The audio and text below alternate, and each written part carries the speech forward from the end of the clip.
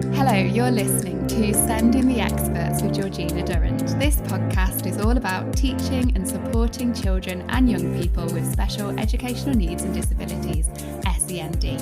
My name is Georgina Durrant. I'm the host of this podcast brought to you by Twinkle SEND. As a former teacher in Senko myself, I wanted to create a platform to share some of the amazing things that my guests are doing to support learners with SEND. So whether you're listening on your commute, tuning in whilst walking your dog, or curled up on the sofa with a nice cup of coffee, thank you so much for joining us. In this episode, I am delighted to be joined by the inspirational Musharaf Asghar, or Mushy. Mushy captured the hearts of the nation in 2013 when, as a schoolboy, he appeared on our screens in the award-winning Channel 4 series Educating Yorkshire. Mushy joined the series to raise awareness of stammering, and he sprang to our screens at the age of 16, and he's now 25, and he is a keynote speaker, journalist and sports writer. Hi, lovely to meet you. Hi, wow, it sounds as if I've achieved a lot. Yes. Wow, you make it sound so amazing. Oh, well, you have, absolutely. When I've been doing my research, Mushy, you've done loads and you're only 25. It's incredible. I really appreciate that. Oh, you're welcome. So people listening may be aware that you were on Educating Yorkshire, or should I say the star of Educating Yorkshire.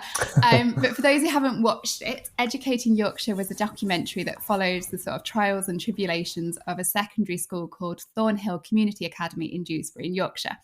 I think practically the whole nation, me included, was brought to tears, Mushy, when you were preparing for your speaking element of your English GCSE and you were finding it difficult because of your stammer. Then your amazing teacher, Mr. Burton, used some tactics that I think he'd found from the King's Speech, that film. And yeah, you were able to give that amazing speech in front of your entire school during an assembly as well. I watched it again the other day as part of my research, and I was really moved again just watching it. It's absolutely incredible. It's a real big part of TV history almost, isn't it? Like it was a huge moment. What was it like? What was it like being on Educating Yorkshire? Well, at first I thought I'd be like a Hollywood star at the end, but of course that never happened. I'm just joking. But yeah, at first I just had no clue. I absolutely had no clue as to how it would sort of turn out, how people would view me on the TV show. And I knew deep down in me that I just really wanted to escape that sort of shadow that people with a stammer can't do or achieve anything. And I thought, what's better than actually being on a TV show? So, yeah, it was a crazy experience taking part and just seeing how this journey that I've been on was captured on TV, which I'm extremely fortunate for, having the support that I did have in school. It was just something, even after all these years, I can't really explain how fortunate I was to actually have it. Yeah. Oh, that's wonderful. It's lovely that you look back on it and it was a really positive experience and it really helped you. What was it like? So you must have been did people recognise you in the street when you were a kid then? Did you feel quite well known from it? Or was it not the Hollywood dream you were quite imagining? No, it was nice. I'd say it was a bit of a throw in the deeps, if I'm completely honest. It's quite hard trying to balance basically trying to balance your GCSEs and trying to film a TV show, and it took so many hours, unpaid hours, if I do say so. So it did just take a very long time filming, but it's an amazing feeling being known for something which helps people out there, and I'm so fortunate that I've used it in a means to educate people in what stammering is. No pun intended, of course. But yeah, it's an amazing feeling, and I think being a kid and being sort of in the sort of limelight of it all, it was a bit of a challenge, just knowing how to sort of cope with it all. It's not something that I was taught. There's no sort of class that teaches you how to cope with, like, I don't know, TV fame or whatever you really want to call it. So it was quite hard, but also very rewarding, being known that I was trying to increase the awareness of what drama truly is. Yeah, that's amazing, especially, you know, as a teenager, to be thinking at the time that you're helping other people and raising awareness of something. It's quite a big thing. Well done. How did they choose your school then? How does the actual process? Do we get any like some vaccine sort of gossip? How does it work? Did you? Of course. I was just in my assembly, and there was these like posh London producers who had turned up at the school. Oh, wow. And I'm from Yorkshire. I've never really heard anyone posh here. So that was a massive thing. It was like hearing aliens. So so we had these producers on this production team that were just explaining that how we've got this documentary idea. Yeah. We're not really sure as of yet if it is confirmed at your school, but you are so Thornhill High School, as it was previously called, was one of the schools that was planning, sort of at the planning sort of stage of being on the show. And at first we were sort of told every week that there were like 200 schools first, and then they had been shortlisted to like 50 schools, and then on the last assembly, just before I think it was the Easter break, we got told that we were basically chosen at that moment in time. But I had no clue that I was on the show at the time. I was told, so we were just told like, it's going to be Thornhill. And I think everyone was sort of cheering, "Yeah, we'll be on TV," but no one really knew, and no one's getting paid as well. So I think that was quite an interesting experience. But yeah, it's sort of how it sort of like filmed was there were over 250 cameras that were rigged in the whole school. Yeah, that's a lot. Yeah, like in hallways, in corridors, hallways, outside of the school, sort of in the playground, in classrooms, pretty much everywhere apart from the toilets, which I'm so grateful for. So it was basically rigged up, and we were told that only 3 cameras would be turned on at a time, but we weren't told which ones were sort of turned on. No way.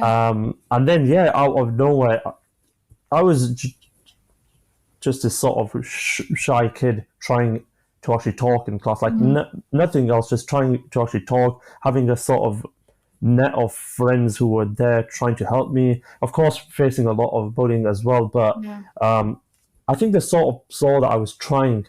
I wasn't trying the hardest, if I'm completely honest, but I was trying, and it was trying to talk, not trying to get my GCSEs at that moment in time. And then I just got approached and asked that, "Hi, we'd love to have you on the show." And I had nothing to actually say. And that was pretty much how I felt at first, knowing that I couldn't really talk. And then it sort of dwelled on me, and I just thought, well, okay, let's just see where it goes. So I came home on the same sort of evening. I had this sort of like A4 piece of paper which had like the terms and conditions. Of course, no one really reads those, so I just passed it on to my parents and said, like, look, this is what I've been told. So if you want, we can give it a go. And I think they were also quite sort of nervous, not really knowing what would sort of happen. So it was a very sort of interesting sort of concept, trying to explain at home that this TV show was being filmed at the school and I was chosen. Just having to explain that was sort of a hurdle itself. Yeah, I can imagine. Were your parents, and were you a little bit nervous that it might not be shown in the best light, like that you could get some backlash from it, from like other people not being very kind about it? Yes, of course. I feel like a couple of people have been on Educating Yorkshire and they've not really been shown in the best way. I'm just really fortunate that the directors had a bit of sympathy and were able to show me in a sort of a limelight that really showed that I was really trying. And I think I was completely honest with not trying to get my face on TV, but just trying to find a way, or finding a sort of a map out of school with the best grades, and trying to actually talk. And that was something, it was just trying to talk which really hit me pretty much every day in school. So, and I think my parents also thought that with the addition of having a camera, that could go either way. Yeah. No, absolutely. That makes complete sense. Wow, what an experience. And so that moment, so Mr. Burton suggests that you try those headphones on. I bet you get asked this a million times, but whilst you were doing your speech and you put these headphones on, did you think it was going to work? Had you seen the King's speech? Did you think that you'd put these on and you'd be able to suddenly be able to do the speech? Or were you thinking, no, this isn't going to work. This is just one of these ideas that a teacher comes up with that, yeah, we'll try it. Not going to work. Honestly, I'm not lying at all. I promise you, I'm not. I had no clue that it would work. I thought, surely it can't. I've worn earphones many times in the past, but I've never tried to talk whilst I'm listening to anything. Mm-hmm. So when he asked me to wear those earphones and he put on the music, I think you can see the expression on my face. I take a deep breath once I've talked or once I've read this poem, and I just think, like, I'm sort of amazed as to how it's worked. And I look at him and he looks at me, and I think that moment in time, it just made me realize that this teacher would give everything he had in order for me to talk.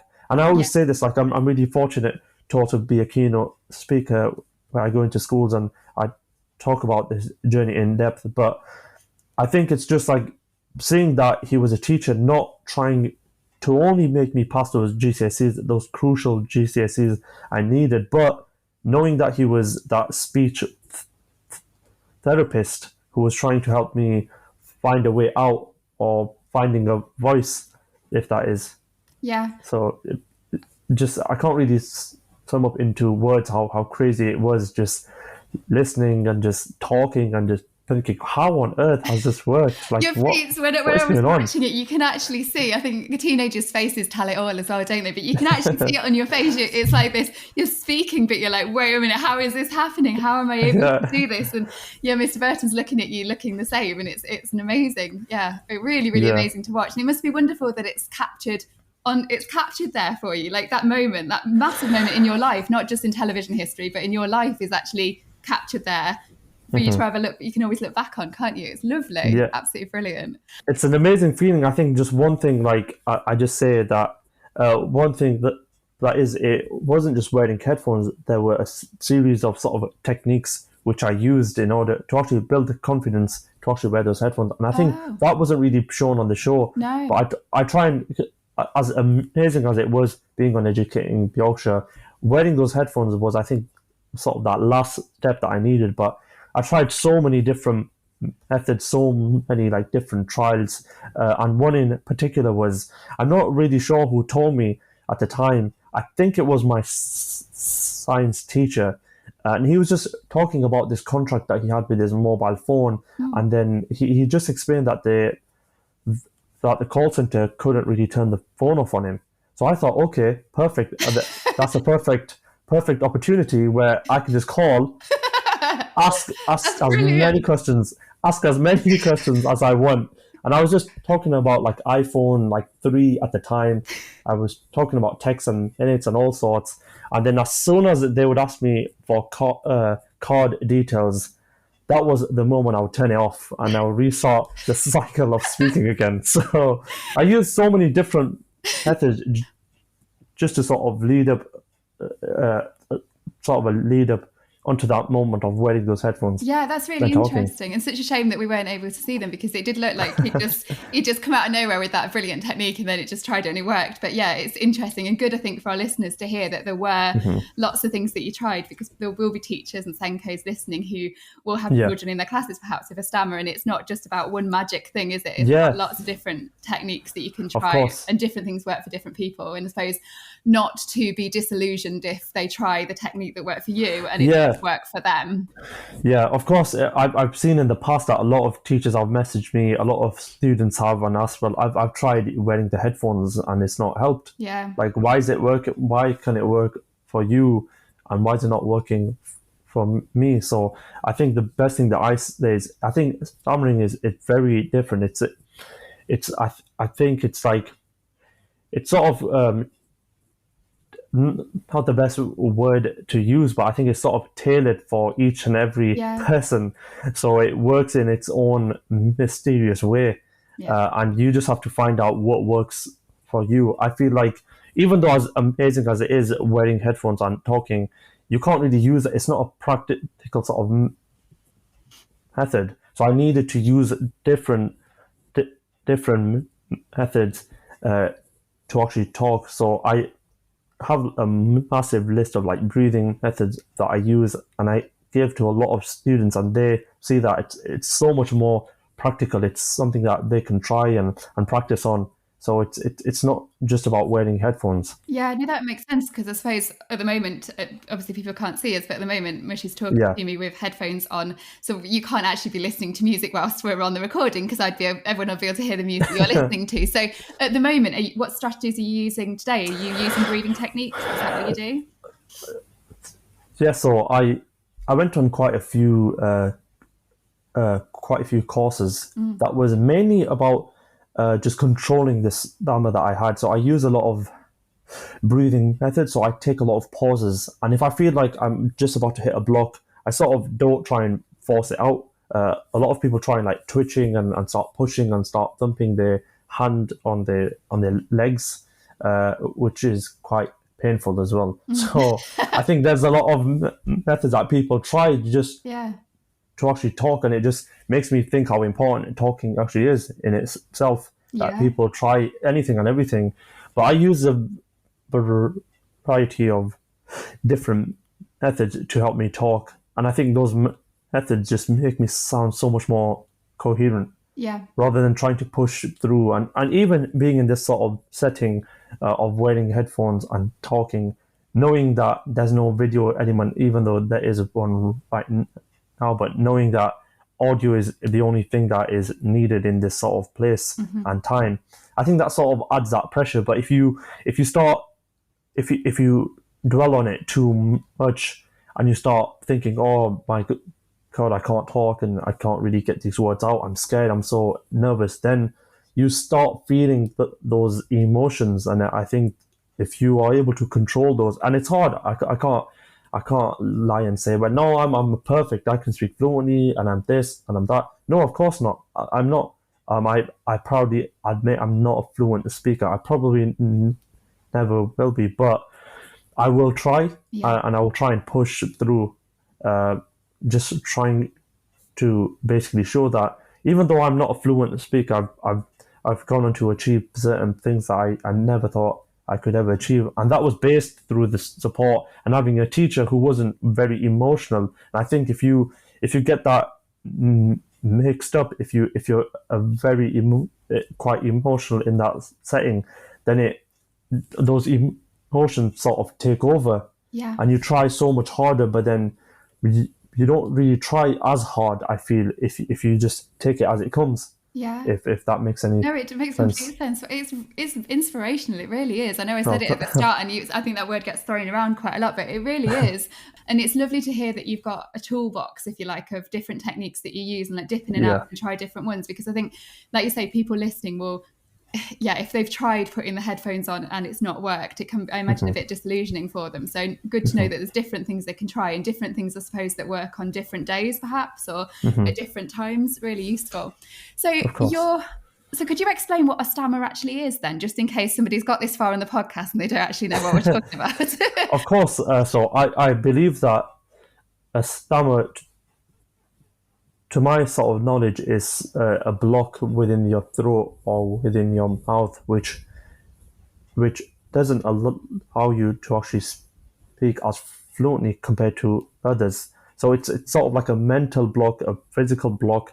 It's I can express it as a block only. I think that's my sort of interpretation of what a stammer truly is. It's sort of a block that you can't really pass.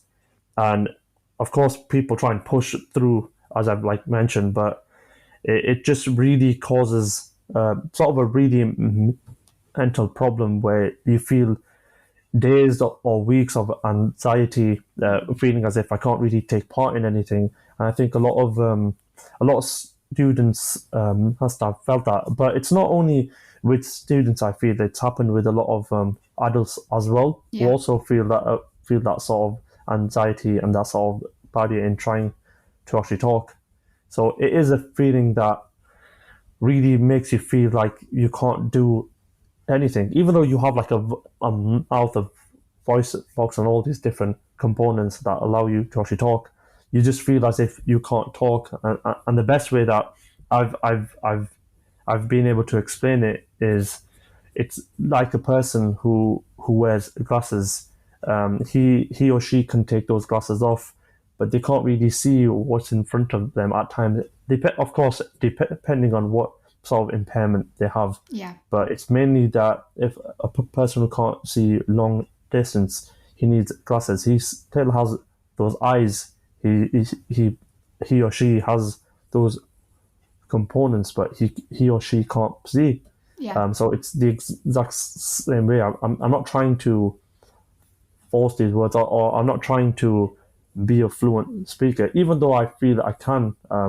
I can't, and that's something I have to really take on board. So I think that's what a stammer truly is. It's something that mentally sort of blocks you and physically blocks you in order to actually talk. Yeah, that's a brilliant explanation. Absolutely brilliant. So Thank you. when did your stammer begin? Can I ask you that? Like, I don't think from what I've researched, I like to research my guests beforehand, and from what I've read anyway, it says that you didn't have a stammer as a young child, but then you got Yeah. it sort of when you were a kid. Is that right?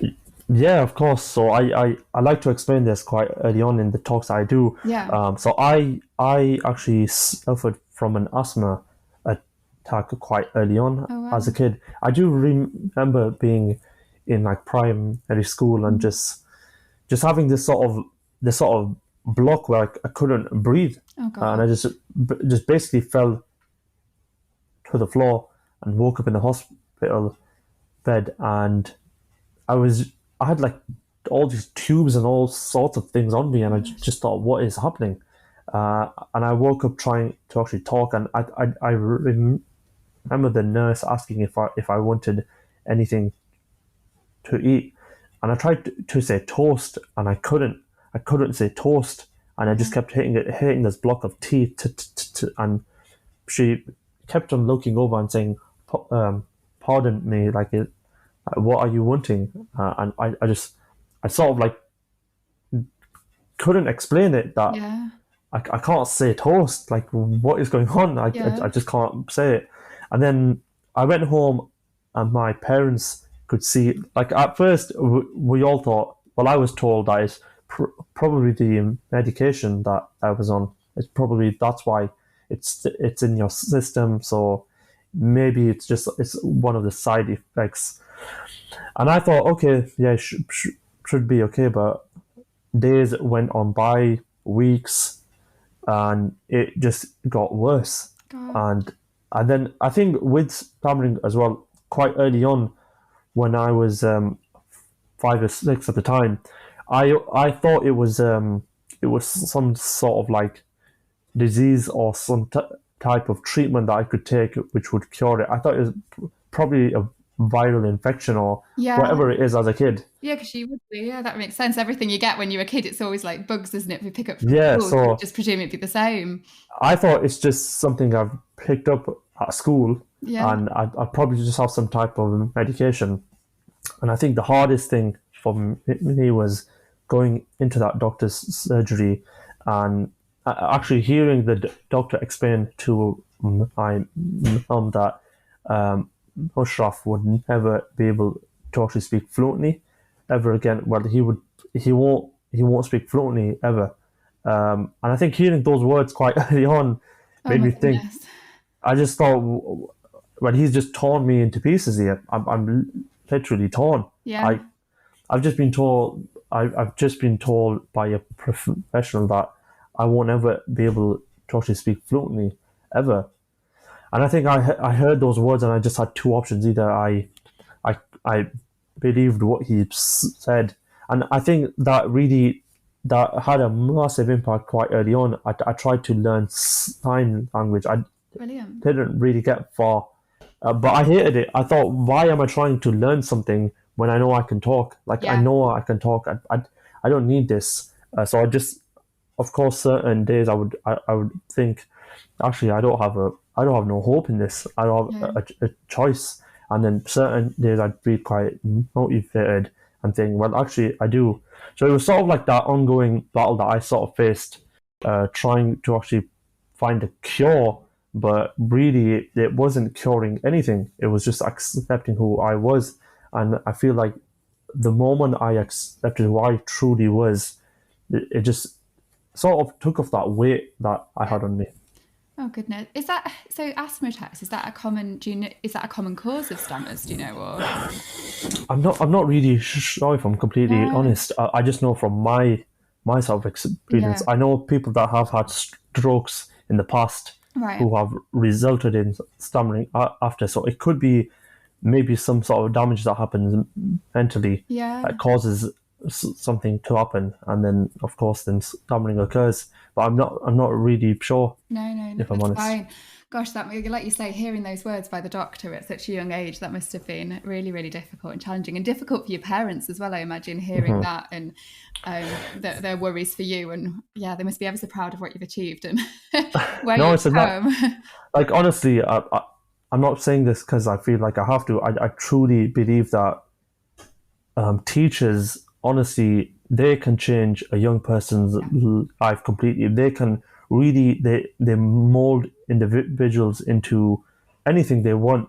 And I think if they have the attitude to make their children or make the students achieve anything, and it's not only, I feel, the students, I think the colleagues and the sort of environment that we create, it's like planting a seed and just sort of watering it and giving it that sort of sunlight. It's the exact same way. I feel like teachers are in this sort of metaphor is the sort of water, and the sun that radiates are those teachers, are the heads, those head teachers, and those teachers that support students. So we need that as the seed that we are.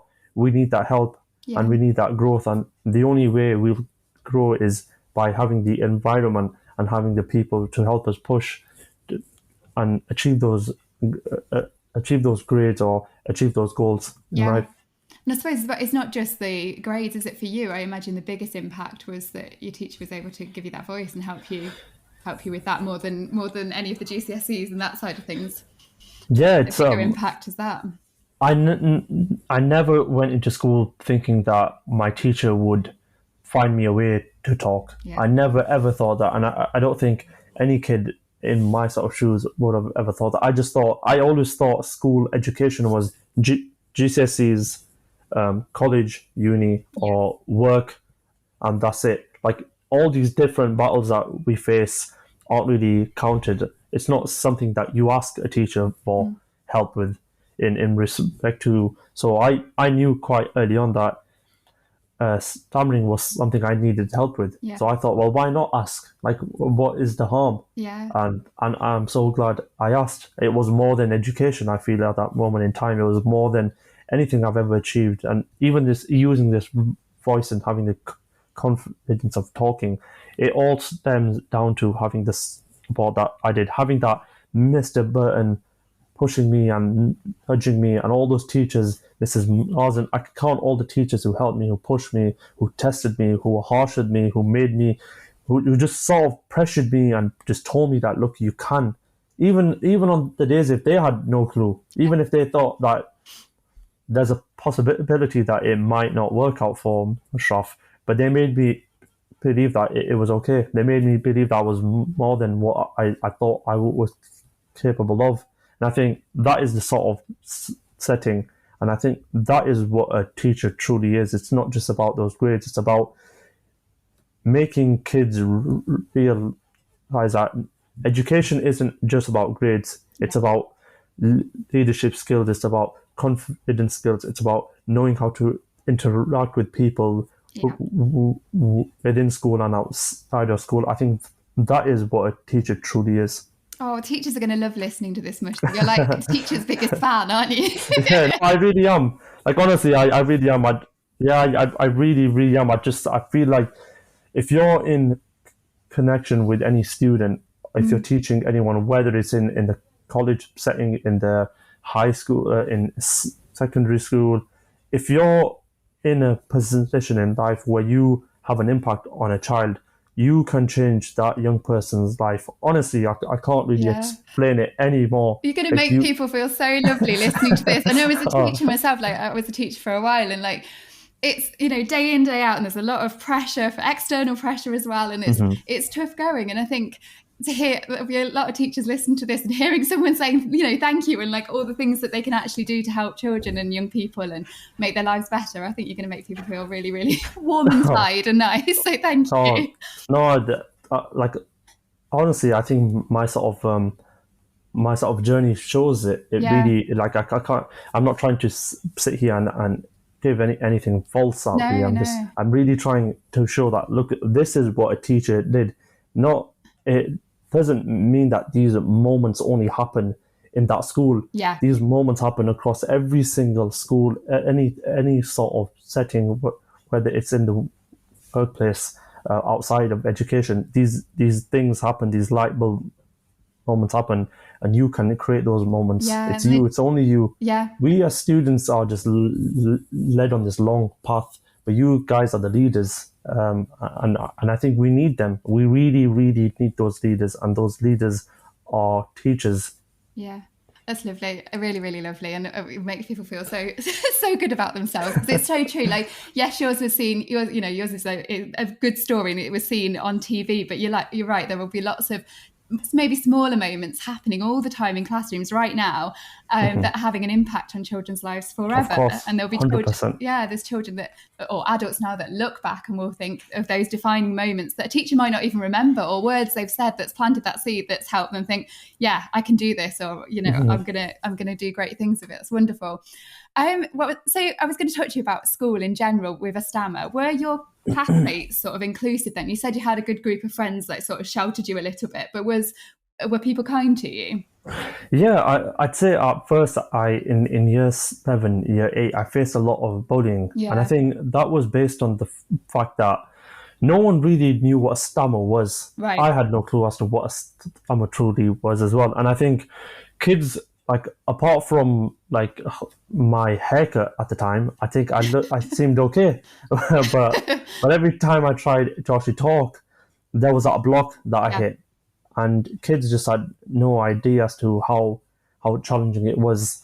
And I think I was trying to express, even on the occasions I tried to actually express that, I was finding it hard. I couldn't.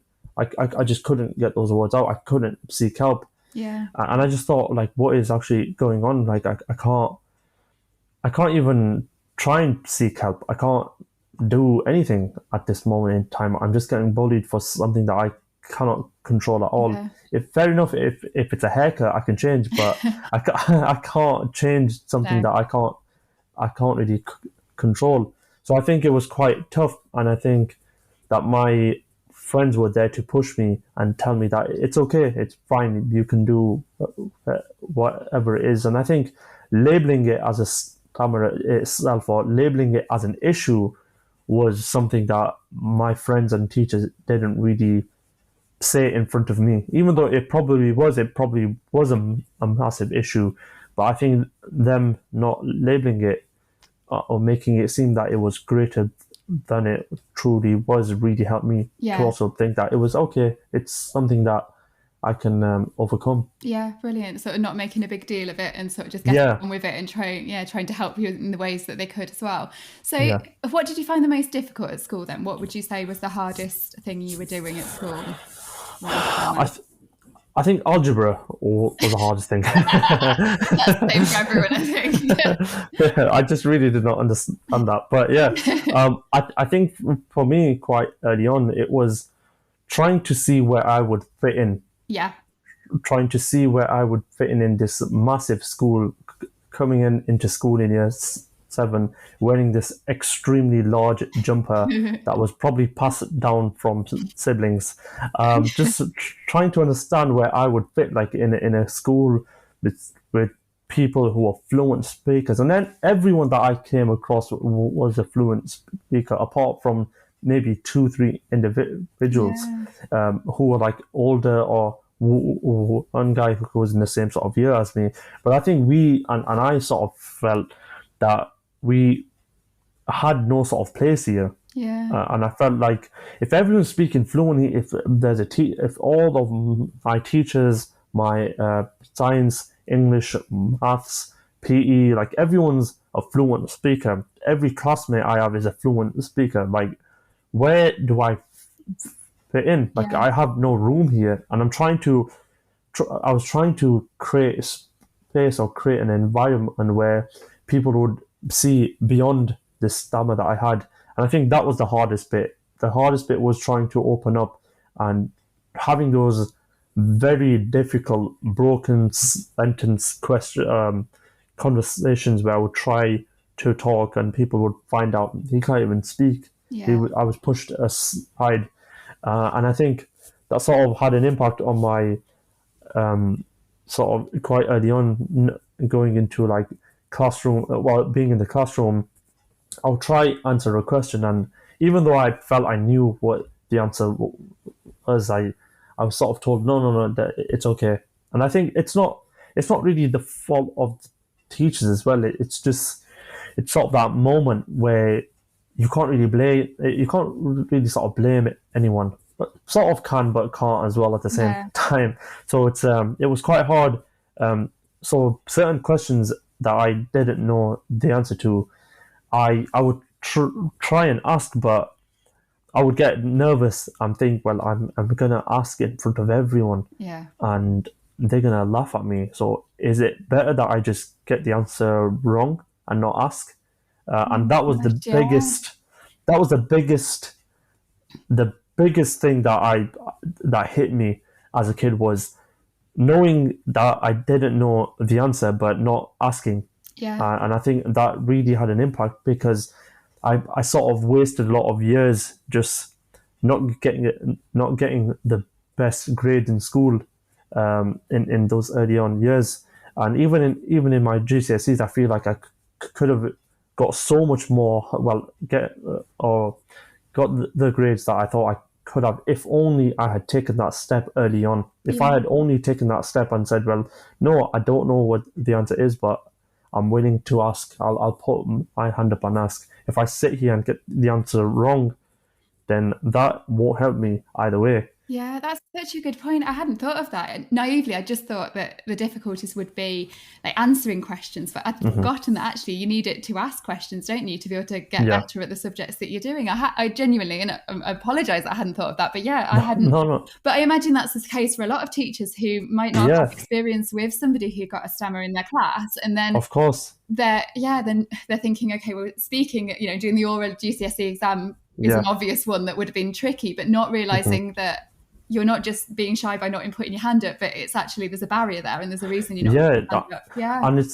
And I think it's not even with people that have a stammer.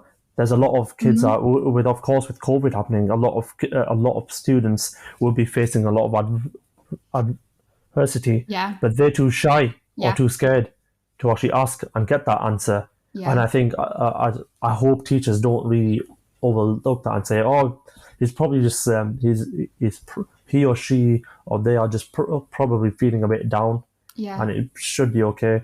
But then that sort of accumulates, and I think it gets worse and worse. And I think as a kid, I used to think, if my teacher isn't caring as much, if the answer is wrong, then maybe the right answer isn't as amazing as it is. Maybe getting the wrong answer is okay. And I think that is such a tricky thing that teachers need to keep an eye out on every sort of moment in school, just knowing that what other barriers is that child facing? How can I get that child to open up and express how they're feeling? Of course, there's a lot of support that teachers get, and I think there's a lot of obviously background of the child, this sort of environment at home. But I think day to day sort of things, I think a teacher knows more, and a teacher can sort of figure out what those things are, Yeah. and then sort of correct those mistakes. But if you leave a child and think, well, he or she has a stammer, or he or she has some sort of mental disorder, or whatever it is, physical, whatever it may be. Yeah. But as a teacher, if I say he's not asking, so he or she is okay. If they try and answer, they don't know what the answer is. It's probably a sort of a bad day, but it really could be something so much more. Yeah. So you really need to be on point in that sort of element, in knowing that how important it truly is. And I think with COVID happening, that awareness needs to actually be raised so much more. Because of course I was in a classroom with students who were fluent, who were answering questions, who were so confident, who could just say anything whenever, could act a certain way, could say anything. They were treated, not really treated, but they were sort of seen as these are the A students, like these are the guys or the people who will go on and achieve anything. Me, I don't really know. I don't know what I'll achieve. I don't think I'll achieve anything. And I think we really need to break that.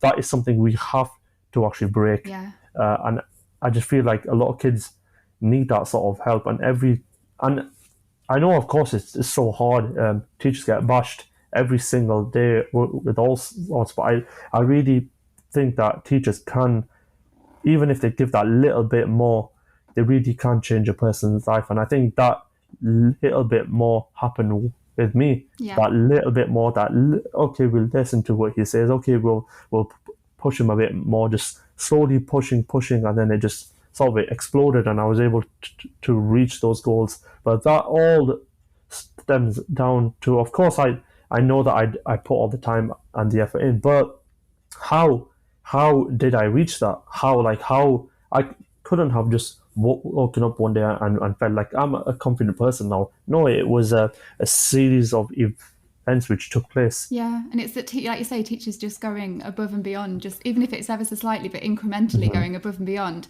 has that impact, doesn't it? Because it is, if you've got children in a class and you've got 30 in your class, and there's some of them perhaps misbehaving, and you've got ones that have always got the hand up, those ones, the children or the young people who are sat there who aren't always asking questions but are being quiet, they can get easily missed, can't they? And it's so important not to miss them, and to look into the reasons why they might not be putting their hand up, or do they understand what's going on? Have they got any questions? Can we help support them in any other ways? I think that's really, really important. It's so true. I think just one little thing that I just thought I'd say is there was an incident with Mr. Byrne. I don't think he'll even remember this ever happening. Yeah. But it was, at the time, I hope he does. I've never really mentioned this ever, but I hope exclusive to my podcast.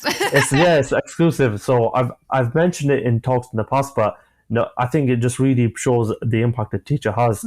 But there was this incident in school, year 8. I remember it like it just happened yesterday. I had an incident where a kid just was bullying me completely, from 9 till about 12. So half of the school day I was just getting bullied. And then I went to Mr. Burton, and he wasn't part of, he wasn't a lead that was in charge of bullying or anything like that. But I just thought, I need to ask for help. But it was also his sort of break. That he was having his own break. He was marking papers, and I was crying at the time, and I went straight into. I basically ran up these stairs, and I was just about to actually go into his classroom, and I opened the door, and he was just sat there with a massive pile of books, and he was walking away. And it was a very unusual thing that I saw, and it was just Mr. Burton with his tie out of place, his top button was undone, his sleeves were rolled up, he had his hand on his head, he was walking away, and he had his pregnant wife on the phone at the time with the first daughter, Olivia. Wow. And I think I saw at that moment in time that teachers are humans as Yeah. well. And I think that was something that I never ever thought I would ever see, or I never really took into account that teachers are also humans. And I just hear all I can hear him explaining how it's been a long day and all this and things that I never thought I would ever hear a teacher say. And immediately I just walked in, like after just hearing him just expressing, and I think it was because I just really wanted to overcome this bullying incident that I was facing. So I opened the door and I went straight in, and immediately he turned his pregnant wife at the time. He turned the call off. He Wow. rolled his sleeves back down. He sorted his tie, and he said, "How is everything? Like, what's going on?" Wow. And I think that moment, Yeah. that sort of moment that I had, made me think that it's not about like this whole thing that we've talked about reaching those grades and getting those grades, but being a human and being treated in a way where I could ask Mr. Burton anything, Yeah. and he just gave me that little bit of thing where he sort of gave me that hope that I could turn and ask for any sort of help, and immediately we went downstairs and I pointed out as to who it was, and it was resolved in that moment in time. Amazing. But I only knew that after leaving school how that crucial moment that I had just made me think how important teachers are. That sort of little moment that it must have been huge for like him or for anyone else, but I just saw it at the time as such a small thing. But now, after all these years, I see how important it was. I see how amazing it was that he just gave that little bit more, and he didn't have to at the time. He could have just told me, "Look, look, it's break time. Just wait downstairs. I'll see you in period 4 or 5, and we'll talk about it after class." But no, it was just immediate response, immediate action after. And I suppose seeing him like prioritize you over his family, seeing him prioritize you over his wife, and but I mean that's massive for kids, isn't it? Because you feel important. He made you feel like that. He was clearly on a break. He was clearly having some time to himself, and then he just thought, you know what, no. Mushy's more important in this instant, and that must make you feel like you can come to them. You're not arrived at that door and he's in his he's all done up in his shirt and he's looking really smart and he's too busy and tells you to go away. But imagine what happened if he'd have been the opposite. The impact that would have happened. And I think that's how crucial it is working in the environment of teaching. These little moments happen where that could really change a child's perspective of school. Yeah. And I think those as scary as it is, teachers are in that field where they are literally whatever they do, whatever they say, how they act amongst each other, amongst students, they really have an impact. They really can change a person's view. Whatever it is, I can't really explain anymore, but they really have that impact. And I think that made me feel, as you said, it made me feel important at the time. And I sort of knew after that moment, growing up, I knew that I can't ever face adversity that I can't overcome now. Like if a person has that much faith in me, if that one has so much has that much patience and is there to support me through anything, I really can't give up on that person after everything they've tried and after everything they've given me, all the time, all the hours, even if it was like half an hour that incident actually took. I can't let that person down. I can't let these people down. And I think that sort of gave me that determination to actually find this voice I now have. Yeah. Oh, wow. So my colleague, Helen Collins, who writes... She wrote an article for Twinkle About You, didn't she, a little while ago? And I think in it you said, and I'll quote you, I've got it written down, you said, saying it's a problem that needs treatment, people who stammer will see it as a bigger problem. Just give them time to talk. So this is talking about your views about treatment for stammers, and we touched on it a little bit. What are your views on treatment? I really believe that I think treatment, like I think the NHS offers speech and language therapy, which I think is amazing. Yeah. It's an amazing service which I used quite early on as a kid, and it really helped me to be in an environment of others that had the same issue as me, and I think that was nice. But even I sort of call it an issue. You see, I'm so used to calling it an issue, calling it a problem. I think quite early on, it's sort of just hearing it as, oh, he's got a speaking problem, or he's got a stammering problem, or he can't talk fluently. That's because he's got some type of problem. Referring to it as a problem is just going to make a person think more and more of it and think of it as a problem. But if you don't treat it as something, it's now, of course, I think we all know, as a stammerer, I think we all know the challenges that we face. But if we sort of drilled in every single day a problem, this, that, or the other, then how on earth are you going to overcome that? It's just so hard to overcome that. And I think that was something, even to this day, in the talks that I'm really fortunate enough to actually give, I talk about a speaking problem, and I always say, no, it's not a problem. it's a way of how I express myself. It's not normal. It might not be normal, but it's okay though. I don't mind that. But I think if we label it as a problem, it just increases more of a problem in our own sort of mind. Yeah. Whatever it is, whether it's stammering, whether it's any visual impairment, hearing impairment, whatever it is, I think if we treat it as a problem, then we'll slowly believe it is. And I think I sort of, at times, I'll be completely honest, at times I do also see it as a problem. I just think, like, it is a problem then. If everyone sees it as a problem, then what else is it? Yeah. It has to actually be a problem. So it's kind of hard, but I think it's so important that teachers don't, and I think people don't label it as a problem. If you treat it as a problem, then that child will also see it as one as well. Yeah, no, that makes complete sense. I was looking into stammering, and it was I came across this no diversity disfluency campaign. Without disfluency, Can you explain what that is then? Yeah, so that is a campaign which it's just trying to get people that have a stammer on TV, on the radio, in sort of mainly in the media field, in media outlets. And I think it's so important, and it's such a great initiative. It was part of Stammering Awareness Day last year, and it was a massive thing. And I think it's so important having representatives of stammering, of people that are fluent speakers in the media. I'm not really sure if there are any other presenters out there, if there are any entertainers, anyone out there who does have a stammer, apart from people like celebrities who have opened, so people like Ed Sheeran who have opened up about having a stammer.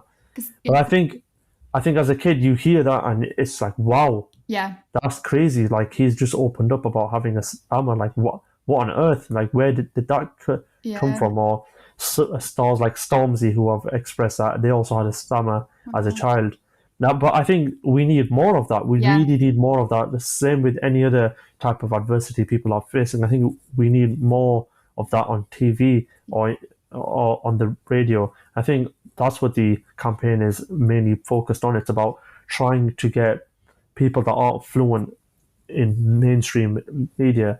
And as a kid, I think it was like in year 10, year 11, where I'm not sure if you heard, but someone called Gareth Gates who came on Pop Idol. Yeah, an old show called Pop Idol. Oh, I used to love Pop Idol. So yeah, he was of course on the show, and he expressed how he couldn't speak. He couldn't speak fluently. And then he could sing beautifully, but when he tried to speak, he struggled. Yeah, and that was it. I think I saw that. And I thought, well, maybe I'm not going to go into the singing career. Yeah, but it was nice though. It was really nice having that someone that, okay, of course I had this support from Mr. Burton, but as harsh as it is, he didn't know how it felt No. to have one. And I think other people didn't really know, but this support I had, which was of course amazing, but I didn't have someone that I could really look up to and say, well, he or she has a stammer, or they have a stammer, but they've gone on to achieve whatever there is despite having a stammer, so I can as well. Yeah. I think I never really had that quite early on, and I think a lot of kids don't. But I'm hoping they sort of have that now. Yeah. I'm hoping that not only me, but I'm hoping they'll look at me in a definitely, yeah, in sort of a decent way. But I think there's a lot of people out there who are now creating the awareness of what a stammer is, and I think we need that. We need that a lot more. I think a lot of kids out there need that help, need that push, not only from their teachers or their educators, but people that they can look up to and say he or she or they have gone on to achieve whatever they want. Yeah, because when you said when you were in year 7 and you started secondary school and you didn't know where your place was, I suppose if you'd have seen people on TV who had a stammer, you'd have been able to see, okay, well, I do have a place in the world. There is something for me out there, like what they've been able to achieve, and that hopefully what you're doing will help. You'll be a role model to lots of people, I imagine, who are seeing this and thinking, actually, or listening to this and thinking, actually, it's okay and I'll be fine. It's just, of course, confidence, isn't it? It really is, and I think that was one of the main reasons why I got into journalism. I think that was something that I felt like, I think as brown folks, we're in the science industry, and I think we've sort of cleared it out with pharmacists and doctors and dentists and all sorts. But I don't see any of us going into the sort of media, and I think that's a bit of a shame. Probably it's also because we have Asian parents who feel like doing medicine and dentistry is the only option. Yeah. But I think it's so important that we're also told about the other opportunities that we can go out and achieve. And I think I really wanted to actually do journalism based on having the experience and having the exposure that I had on the show.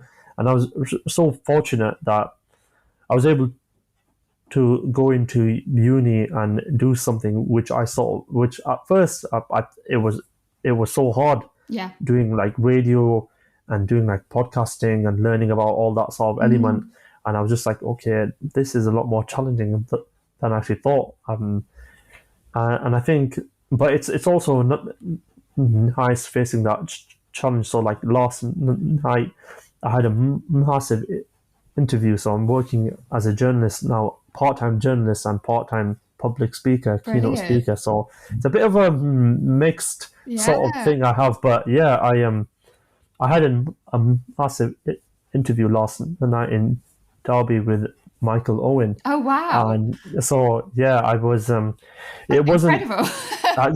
I think it made me think that, like, I'm not a fluent speaker. I openly admit I'm not, and I think everyone there was speaking so fluently, asking questions, and I thought, okay, this is the moment where I live up to all those words or all those talks that I'm so fortunate enough to actually give. Like, this is that moment. I can talk it all. I can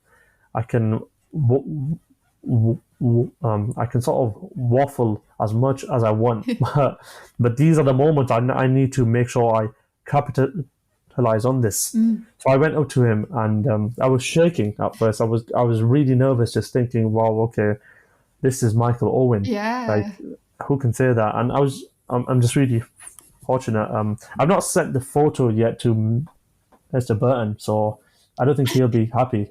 So was he expecting one straight away? Is that was it? Yeah, I just had to get a photo with Michael Owen, and I just thought I need to send this to Matthew as soon as.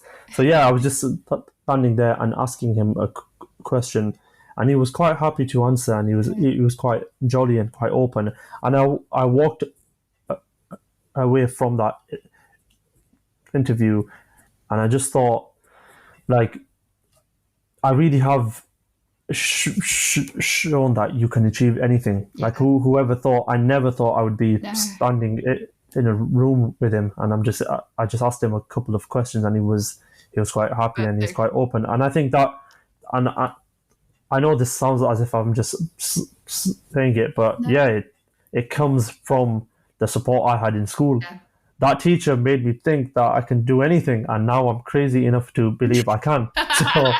No, So I'll do it. fantastic. Yeah, absolutely. Can you imagine though if you were able to go and see your 16-year-old self and be like, hey, guess what? When you're 25, you're going to be interviewing Michael Owen. I bet you wouldn't have believed it, would you? No, of course not.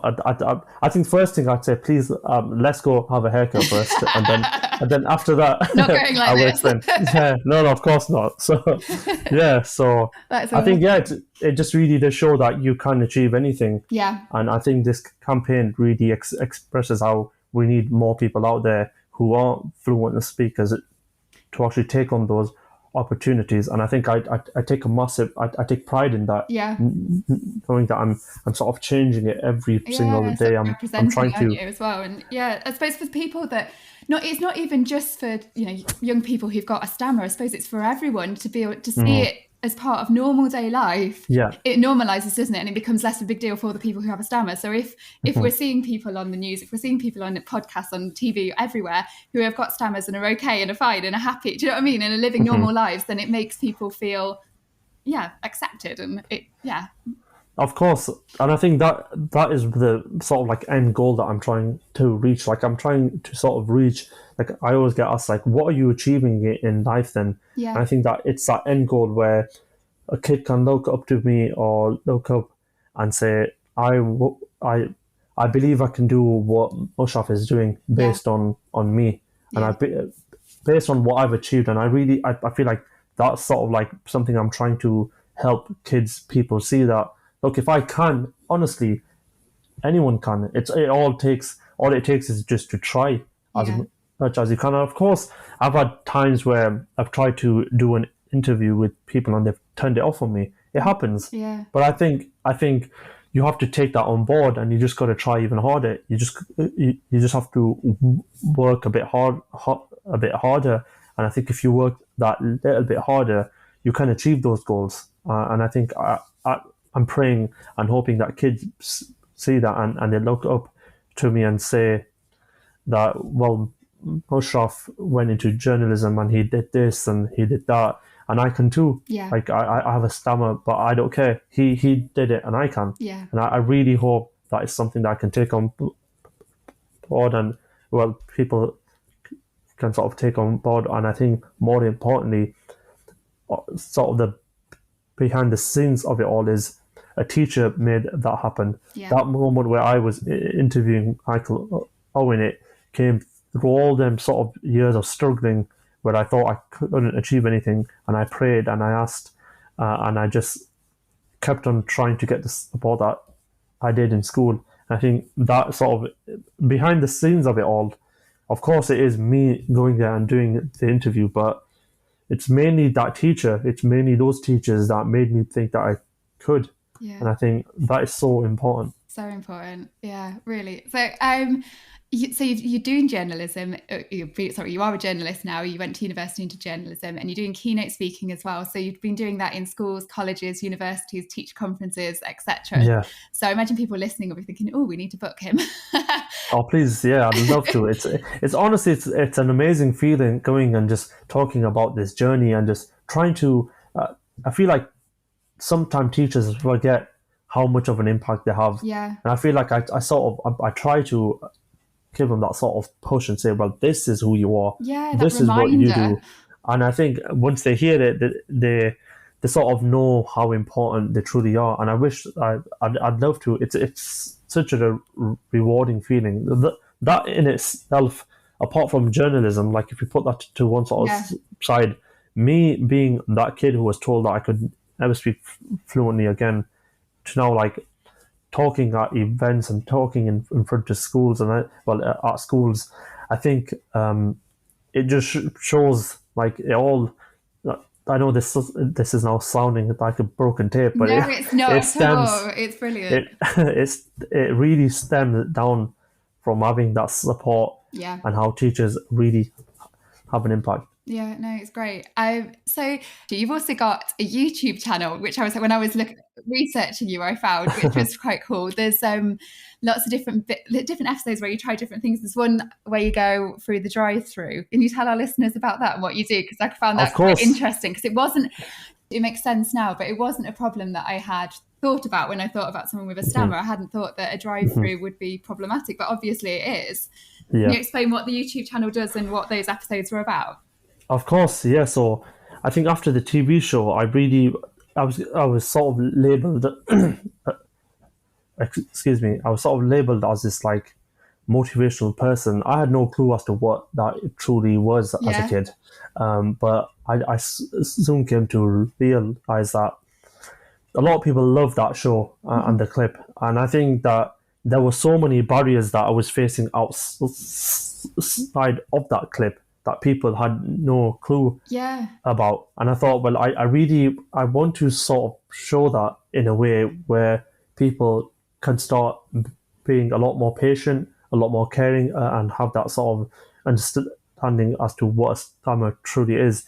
And I think a couple of years ago, I was just at like a drive-through with my friend, and he was driving, and I was in the passenger, and he just said, "Why is it that we're always going to like drive-throughs, or on the occasions that we do go, that I'm always ordering your food?" And I said, "Well, I don't have any money, which is why I'm always in the passenger seat. So you pay, of course." But no, it was just like he just made me. It just made me think. Oh well, that is true. I always tell him my order, and then he'll order it, and then we drive away and we eat excess amount of calories. So I kind of knew that maybe I should give it a go. And of course, as a kid, I couldn't really do that at the time. I had no car, or I had passed no driving, so it'd be a bit of a dangerous thing. Walk to the drive-through with a Yeah, 7-year-old. just walk there. Don't do that. Yeah. Nobody listening to that. Yeah, that's it. Or just biking it and just going. So I thought, right, okay, let me give it a go. And I tried it once, and I thought, no, let me try it with like putting a camera on as well. Yeah. So I thought, okay, I don't know how this will turn out, but let's just give it a go. So on the first attempt I did it, it went awful, and I thought, what the hell? Like I've never thought of it being as much of a challenge. Yeah. And I was just trying to talk, and I couldn't say a word. And in the end, I sort of got it out. I was able to explain what I sort of wanted, and then I just drove on. And then I thought, okay, let me try it again. So I went to quite a few places. Yeah. And then I thought, like, let me sort of head into a supermarket. And I had like a list of words I couldn't say. So cheese, baked beans, and all these sort of things. And I put it in a hat. And I thought, I'm going to take out 5 words or 5 items. And I'm going to say it on camera, go into Tesco, and I'm going to say these words. I'm going to just ask away. Oh my goodness. And I gave it a go, and I thought, this is so hard. Yeah. So I can't even do this. Like, oh, what is going on? Like, so like simple things in life which I would just make others ask or do, or order on the phone. So ordering on the phone, calling on the phone, ordering food on the phone. So I just thought, why not make a series of videos that sort of highlight how hard it is? Yeah. And I think there's quite a few people who have ripped that idea off me, but it's nice though. it's a good thing. It's a good thing. I think it brings awareness no matter what, doesn't it? That's your goal. It. So as much as crazy it is, I think it's more importantly, it's about raising the awareness, which is so important. And I think I really feel like that is more important than anything. It's just about if we can raise the awareness of what stammer truly is, then it means so much more than anything. Yeah, it makes a lot of people's lives easier, won't it? It is, and I think that's what I sort of think about every talk I give. It's not about trying to inspire a sort of like a whole high school worth of like 900 to like 1,000 kids. Wow. I'm just hoping to get that one kid. Yeah. If I can get that one kid or that one child, then I've made it count. That whole journey of driving here has been worth it. It's just about helping that one kid. Yeah, and there'll be some taking it from there. won't there, definitely sat there who it will impact on. And you never know, in a few years' time, they might be on a podcast saying, yeah, there was this moment when I amazing. was sat there and there was this guy called Mushy, he was talking to us all, and it had that impact on me, and I was able to find my voice. So it will. Or people, just everything, all these little things, like you said, incremental things that are going to make a big difference for somebody, aren't they? Which is absolutely brilliant. Honestly, you're such an inspiration, Mushy. I've really, really enjoyed talking to you. You've brilliant. Is there anything I've missed? Any closing remarks? Where can people find you and that sort of thing? So your website, how can they book you? All of that sort of stuff. Of course, no, I'd really appreciate that. So I'm available on like social media. So on my Twitter, I'm Musharaf Asghar, which is Musharaf. I've had teachers in the past call me so many sort of different names, which I've like Mushrat or whatever it is. So I just thought I'd make it clear how it's spelled as well. Yes. So Musharaf Asghar, Musharaf Asghar, Asghar. I'm on Twitter, I'm on Facebook as well, and I'm on LinkedIn. So feel free to message me. It's not even about getting talks, but if there are anything that I can help with, any students out there that you feel need that help, feel free to ask me. I'm more than happy to like answer any questions. I'm always here just answering questions on emails, and it's nice. It's nice that I'm having an impact and I'm helping some sort of teacher out there having that sort of pushy sort of Mr. Burton moment somewhere across the world. So yeah, feel free to ask me any questions. I'm also on like YouTube as well. It's the same name. I just thought I'd keep it exactly. I just thought, yeah. And then on Instagram as well, Mushy Asghar, Mushy Asghar, and then on YouTube as well. Brilliant. It's the same. But yeah, feel free to ask me any questions at all. I'd be more than happy to. If there is the occasion where I can attend a school, a college, a conference, or whatever it is, then it'd be an absolute pleasure. Brilliant. That's great. I'm sure you're going to get lots of inquiries after this, and we'll make sure to tag you on social media when we share the episode so that people can find you. Thank you. Easier on there. I really enjoyed talking to Mushy, and I hope you enjoyed listening. I do think the word inspirational is thrown around too much, but I think in this instance he really is inspirational. Anyway, thanks again for listening to Send in the Experts with me, Georgina Durrant. I do hope you listen in next time and share on social media that you've been listening along and help us spread the word about this podcast.